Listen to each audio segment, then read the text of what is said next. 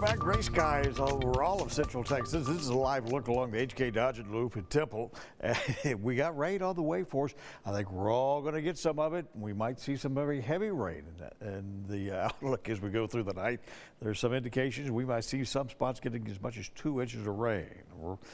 We've got the front making its way on down into our area now. Behind it is where all the action is going on this evening. You got a little upper level disturbance rolling on top of this air mass, this cooler air mass, if you will. And it will be cooler in the next couple of days than it has been today because of the north winds and the cloud cover for us. But as we go into the evening hours tonight, look for our rain chances to begin increasing. We'll bring the front on down. It'll make its way through the Brazos Valley probably around midnight or so. We still keep the rain hanging around here until probably 5, 6, 7 o'clock or so in the morning before it finally comes to an end. It's still going to be a cloudy day for us on Friday. Not much of the way of any additional rain, but late afternoon we should start seeing a break in that cloud cover. Maybe.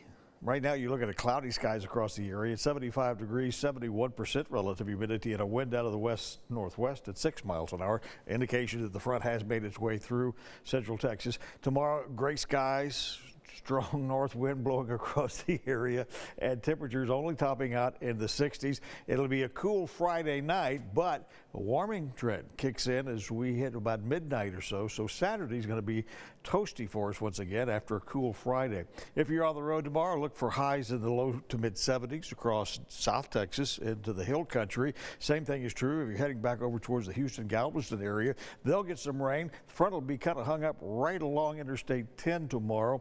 Behind the system, slightly milder temperatures, but down along the coast, on the beaches, you're looking at mid 70s to around 80 degrees for afternoon highs tomorrow.